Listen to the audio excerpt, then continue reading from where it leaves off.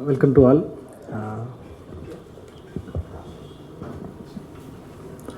எல்லாருக்கும் நன்றி. எனக்கு இந்த வாய்ப்பு கொடுத்த ஆர்விஎஸ் ஸ்டுடியோஸ்க்கு முதல் ரொம்ப நன்றி. இன்றைக்கி நம்ம டைரக்டராக எனக்கு உருவாக்குனது ஆர்விஎஸ் ஸ்டுடியோஸ், ராஜேஷ் அண்ணன், வேலண்டின் அக்கா தான். அப்புறம் ராதாரவி சார். நான் சொன்ன இது ஷார்ட்ஸ் எல்லாமே கஷ்டமாக இருந்தாலும் எனக்காக பண்ணி கொடுத்துருந்தாரு. அப்புறம் ஸ்ரீ அண்ணன் டிஸ்கஸ் பண்ணி அண்ணன் கூட ஒர்க் பண்ணது ரொம்ப ஹாப்பி. அப்புறம் யாசர் க்ளோஸ் ஃப்ரெண்ட். சரில இந்த படம் வந்து ரொம்ப ஸ்கிரிப்டில் வந்து ரொம்ப ஒர்க் பண்ணி பண்ணோம். எல்லாமே ஒரு டீமாக ஒர்க் பண்ணோம். ப்ரொடியூசர் சார்கிட்ட சொல்லும் போதுலேருந்து வேலண்டின் அக்கா எல்லாமே டிஸ்கஸ் பண்ணி ஒர்க் பண்ணோம். நல்லா வந்துருந்துச்சு. இப்போது தேட்டரில் ரிலீஸ் ஆனதுக்கப்புறம் நல்ல ரெஸ்பான்ஸ் கிடைக்குது. அதை பார்க்கும்போது இதில் இருக்க மிஸ்டேக்ஸ்லாம் அடுத்தது நம்ம நல்லாவே பண்ணலான்ற ஒரு இது கிடைக்குது. ஸோ இன்னும் பெட்டராக பண்ணணும் அடுத்த படங்கள். ரொம்ப நன்றி.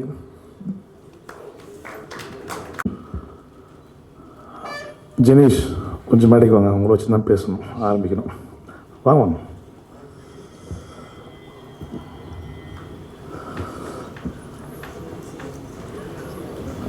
இங்கே வந்திருக்கும் அனைத்து பத்திரிகையாளர்களுக்கும், மேலும் அப்பா டாக்டர் ராதாரவி சார் அவர்களுக்கும், ஸ்ரீ அண்ணா அவர்களுக்கும், யாசர் அவர்களுக்கும், அபிராமி அவர்களுக்கும்,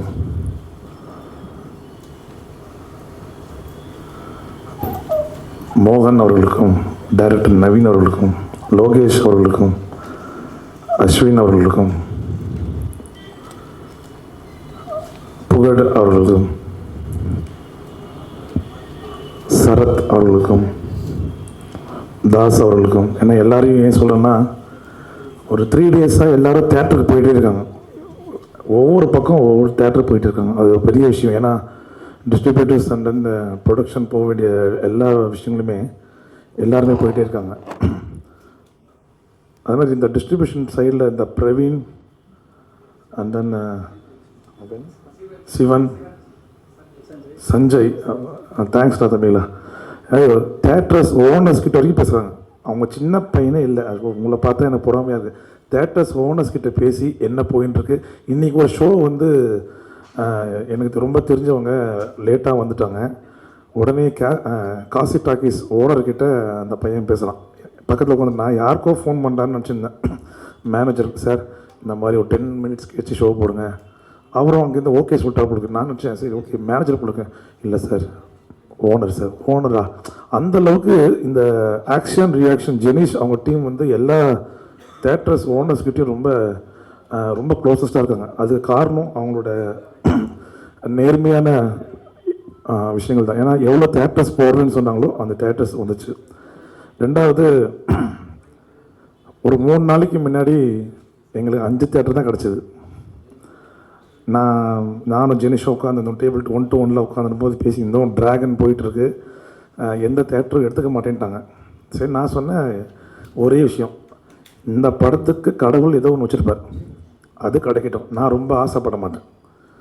ஆசைப்படுறது எனக்கு கிடையாது. எனக்கு தேவை விஷயம் என்னென்னா, என்னை உருவாக்கின தெய்வத்துக்கு, அந்த தெய்வத்துக்கு தெரியும் ராஜேஷ்க்கு எவ்வளோ கொடுக்கணுன்றது. அதனால் எவ்வளோ ஸ்க்ரீன் வேணால் வரட்டும்னு என் மனசை காத்துக்கிட்டே இருந்தேன். ஆனால் ஜெனீஷ் வந்து ஒரு பாசிட்டிவாக சொல்லிட்டு இருந்தார். இல்லை பிரதர் பாருங்கள், வெட்னஸ்டே நைட்டு வந்து உங்களுக்கு ஸ்க்ரீன்ஸ் ஏறும் கண்டிப்பாக அப்படின்னார். வெட்னஸ்டே ஈவினிங் நான் அவர் டிஸ்ட்ரிபியூட்டர் டீம்லாம் ஜஸ்ட் சாப்பிட்டுன்னு இருக்கும்போது ஃபோன் கால்ஸ் வந்துக்கிட்டே இருக்குது. சார் உங்கள் படம் ப்ரமோஷன் சூப்பராக இருக்குது, எனக்கு இந்த தேட்டர் கொடுங்க. கோயம்புத்தூர் அப்படியே ஏறுது, திருப்பூர் ஏறுது, அப்படியே ஈரோடு, மதுரை அப்படியே கேட்டுக்கிட்டே இருக்காங்க. ஆஹா சரி ஓகே. ஃபோன் கால்ஸ் வரும்போது நான் அப்போ கூட இவர் தேட்டர் லிஸ்ட்டு எழுதுகிற வரைக்கும் நான் நம்பலை. சரி ஒரு வேளை எது வேணும் நடக்கலாம் அப்படின்னு நம்பிவிட்டேன். ஆனால் தேர்ஸ்டே மார்னிங் தான் என்கிட்ட ஒரு லிஸ்ட் அனுப்பிச்சார். பிரதர் இதெல்லாம் வந்திருக்கு, இதெல்லாம் வந்திருக்கு. அதில் பெரிய பெரிய தேட்டர் தேவி, ஏஜிஎஸ். ஏன்னா ஏஜிஎஸில் வந்து உங்களுக்கு தெரியும், கண்டிப்பாக அவங்க படத்தை தான் ஃபஸ்ட்டு ப்ரமோட் பண்ணுவாங்க. ஆனால் அந்த ஸ்க்ரீனில் ஃபஸ்ட்டு ஷோ நம்மளுடைய தான் ஓடுது, 9:30 ஷோ. அதுக்கு நம்மளே கிளாப் பண்ணிக்கணும். ஏன்னா அவங்க வந்து அவங்க படத்தை தான் ஃபஸ்ட் ஷோவாக போடணும்.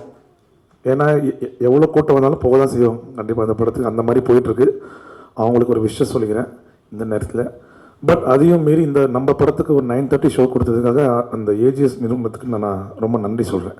ஏன்னா ஒரு நம்பிக்கை வச்சு இன்னி வரைக்கும் ஷோ பிரேக் ஆகாமல் போயிட்டுருக்கோம். அதுதான் ஒரு பெரிய விஷயம்.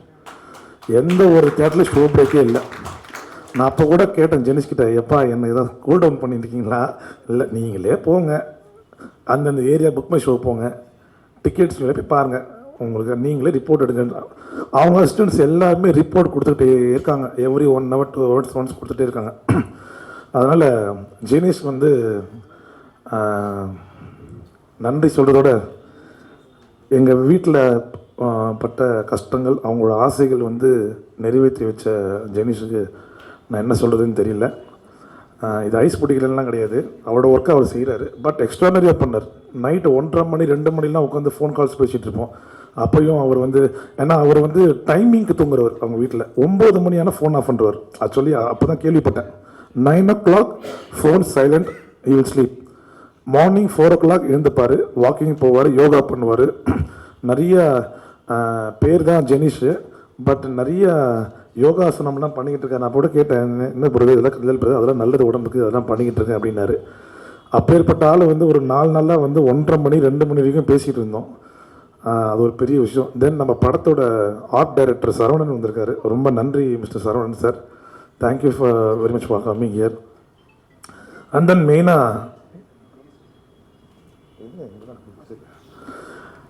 மெயினாக அந்த படம் ஃபஸ்ட்டு ஷோ உதயம் தேட்டரில் போகும்போது, சாரி கமலா போகும்போது full shows full seats completed. Kamala தேட்டரில் நாங்கள் கேட்கும்போது முடியவே முடியாதுன்னு சொல்கிறாங்க. முதல் நாள் ஈவினிங்கு ஜெனிஷ்க்கு ஃபோன் பண்ணி, நாங்கள் கொடுத்துட்றோம், நாங்கள் வந்து ட்ராகனை எடுத்துகிட்டு நாங்கள் 10 மணி 11:30க்கு மாற்றிக்கிறோம், உங்கள்கிட்ட கொடுத்துறோன்னு சொன்னோன்னே ரொம்ப ஹாப்பி. அது எந்த நம்பிக்கையில் கொடுத்தாங்களோ அந்த நம்பிக்கை ஷோ ஃபுல்லாச்சு. அதனால் அது ஒரு பெரிய விஷயம். தமிழ்நாட்டிலே வெள்ளிக்கிழமை வந்த படங்கள்லே, ஏற்கனவே போயின்னு இருக்கிற படத்துலே எல்லாம் சேர்த்து ஃபஸ்ட்டு ஷோ வந்த படம் கடைசி தோட்டம். அதனால் அதெல்லாம் நம்ம நினச்சி பெருமைப்படணும்.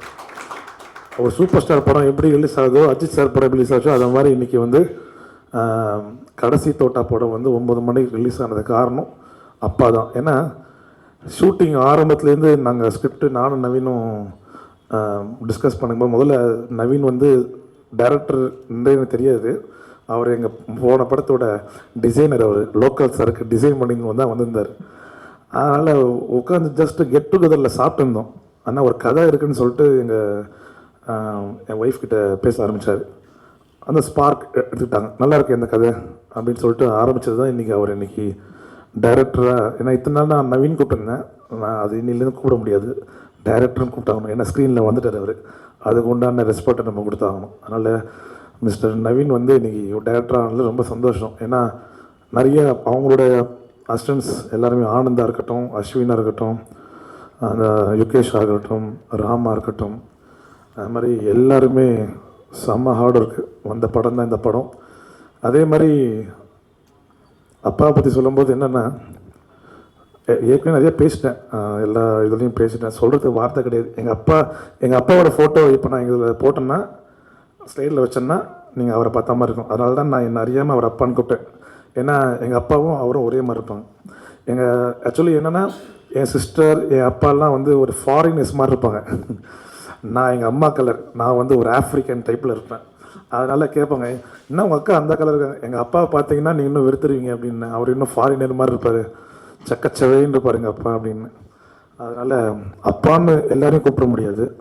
அதுக்கேற்ற மாதிரி அவரும் என்ன சொல்கிறது, உங்களுக்கே தெரியும், கடைசி தோட்ட ப்ரமோஷன் வந்து எவ்வளோ தடவை பண்ணோமோ அத்தனையும் வந்தார். அதுக்காக நான் அவருக்கு என்ன சொல்கிறது, ரொம்ப நன்றியுடன் தலைவணங்கி அவர் நன்றி சொல்கிறேன். ஏன்னா எந்த ஆர்டிஸ்ட்டு நீங்கள் கிளிக் பண்ணி பாருங்கள். நான் இல்லை ஒரு நிமிஷம் சொல்லுங்கள். நீங்கள் எப்பவுமே வந்து சொல்லியிருக்கீங்க, வனிதா விஜயகுமார் ரொம்ப சப்போர்ட் பண்ணுறாங்க கொண்டாங்கன்ட்டு. ஆனால் சில ஃபங்க்ஷன் நீங்கள் இப்போ வச்சுருக்கீங்க, ஆனால் ஏன் வரல? வையாபுரியும் அதே மாதிரி வரல, கொட்டாச்சியும் வரல. பெரிய பெரிய லெஜெண்ட்டு அவர், எல்லாத்துக்கும் ஹெல்ப் பண்ணுறாரு. ஆனால் வந்து வளர பசங்க ஏன் ஹெல்ப் பண்ண மாட்டுறாங்க? நாங்கள் எல்லாருக்கும் கிட்டத்தட்ட ஒரு 2 or 3 days including PRO Sathya அண்ணன் இந்த நேரத்தில் முயற்சி வந்து அவருக்கு ஈடு இல்லாத முயற்சி. ஏன்னா என்னோடய படங்களில் வந்து நிறையா விஷயங்களுக்கு வந்து நிறைய அவமானப்பட்டு தான் இருக்கார். நானும் அதை பார்த்துக்கிட்டு தான் இருக்கேன்.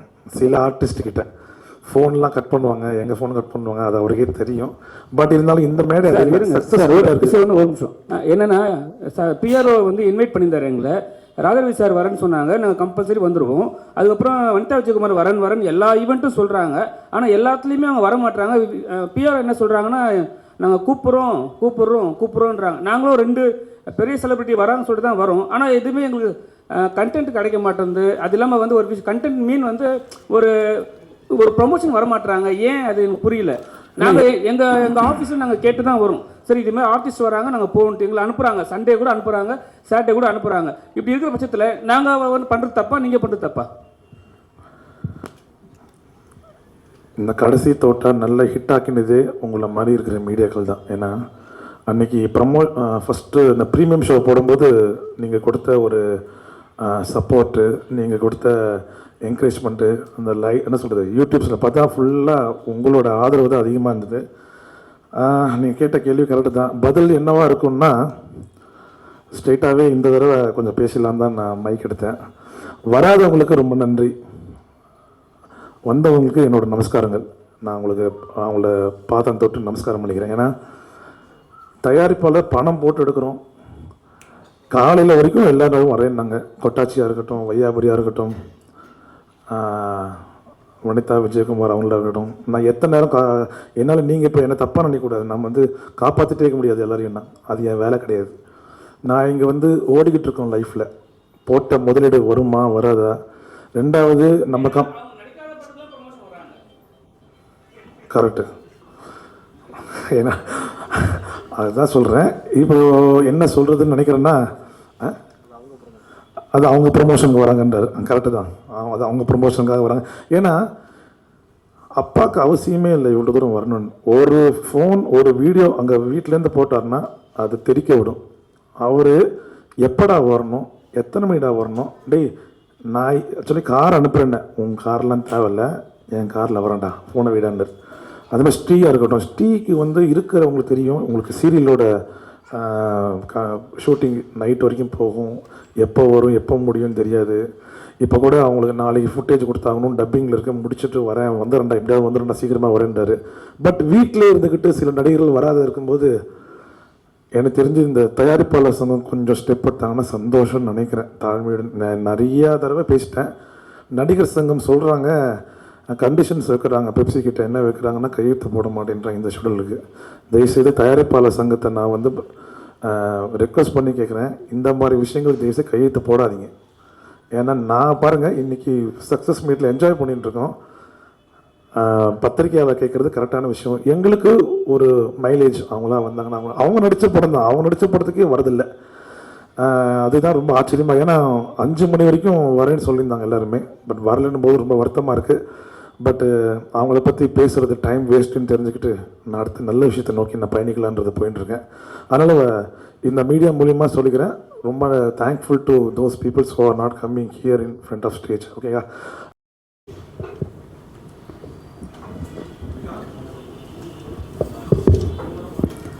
அனைவருக்கும் வணக்கம். எங்களோட ஆக்ஷன் ரியாக்ஷன் நிறுவனத்திற்கு இது ஒரு ப்ரெஸ்டீஜியஸ் ப்ராஜெக்ட். 2025ஓட ஒரு முதல் வெற்றி அப்படின்றத இந்த டீமோட செலிப்ரேட் பண்ணுறது ரொம்ப ஹாப்பியாகவும் பெருமையாகவும் இருக்குது. இந்த கம்பெனி பற்றி நான் சொல்லி ஆகணும். First RVR studios.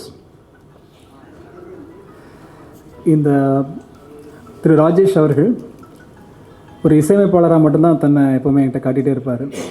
அவங்க மனைவியார், அவங்க தான் ப்ரொடியூசர். இந்த குடும்பமே எங்கள் மூலமாக இந்த படம் வெளியே வரணும் அப்படின்றதுக்காக நிறைய எஃபர்ட் எடுத்தாங்க. எஃபர்ட்ன்றதை விட ஒரு நம்பிக்கையோடு அதை கொடுத்தாங்க. ஐ ஹோப் இன்றைக்கி அதை நாங்கள் முடிஞ்ச அளவுக்கு ஃபுல்ஃபில் பண்ணியிருக்கேன் நம்புகிறேன்.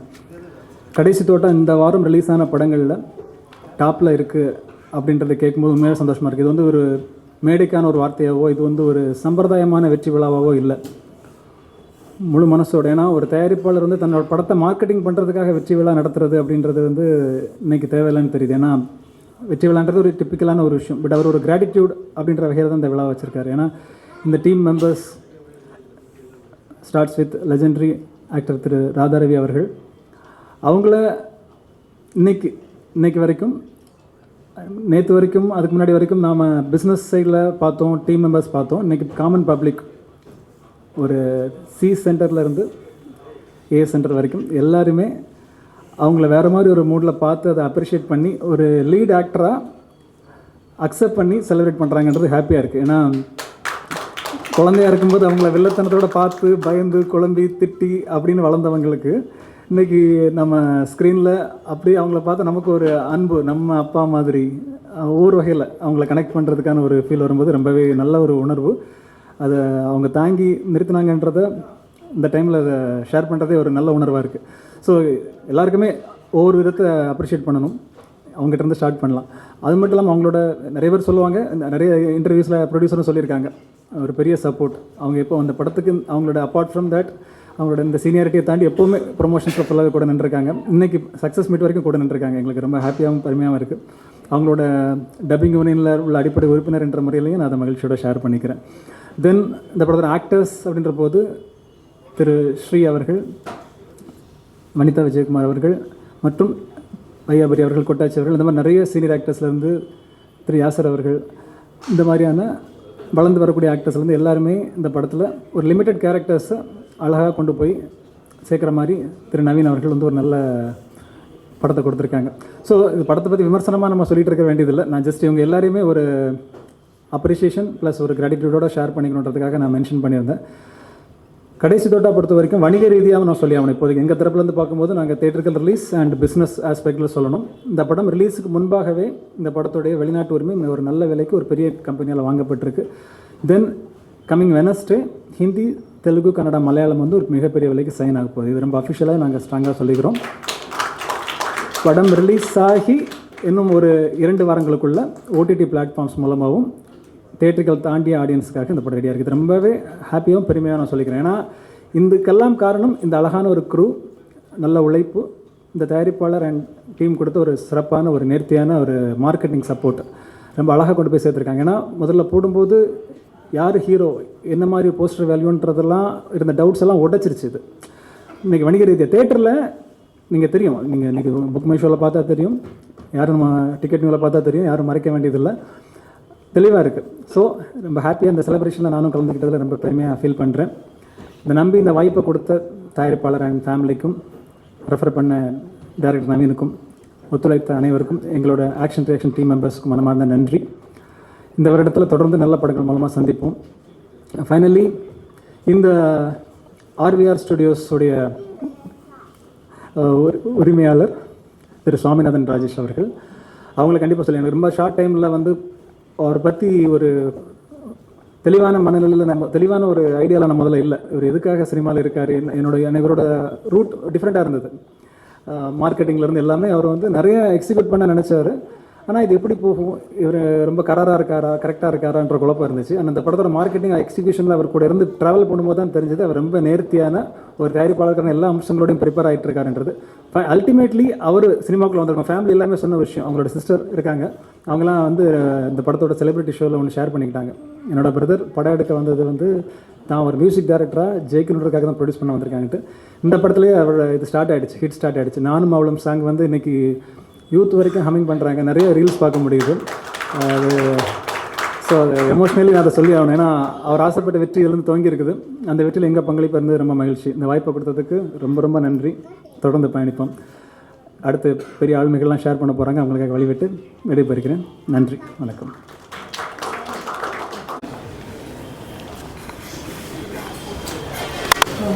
இங்கு வந்திருக்கும் அனைவருக்கும் என்னுடைய முதற்கண் மாலை வணக்கத்தை தெரிவித்துக் கொள்கிறேன். இப்படி ஒரு நாளை அமைச்சு கொடுத்த கடவுளுக்கு என்னோட முதற்கண் நன்றி.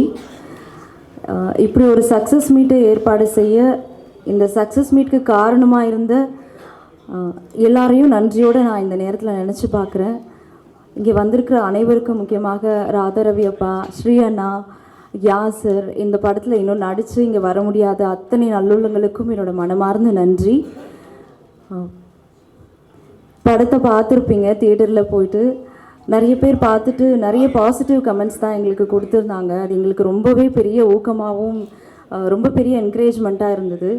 ஸோ இந்த படத்தில் ஆன் ஸ்டேஜ் ஆஃப் ஸ்டேஜ் எல்லா இடத்துலையும் எங்களுக்கு எல்லா வகையிலையும் சப்போர்ட்டாக இருந்த ஒவ்வொருத்தரையும் இந்த நேரத்தில் நான் ரொம்ப நன்றியோடு நினச்சி பார்க்குறேன். உங்கள் எல்லாருக்கும் ரொம்ப ரொம்ப நன்றி. தொடர்ந்து இன்னும் உங்களோட இருக்கிற உங்களோட தெரிஞ்சவங்க நண்பர்கள் எல்லாருக்கும் சப்போர்ட், உங்களோட கைடன்ஸ் கொடுத்து அவங்க எல்லாரையும் தியேட்டரில் பார்க்க சொல்லுங்கள். Thank you so much.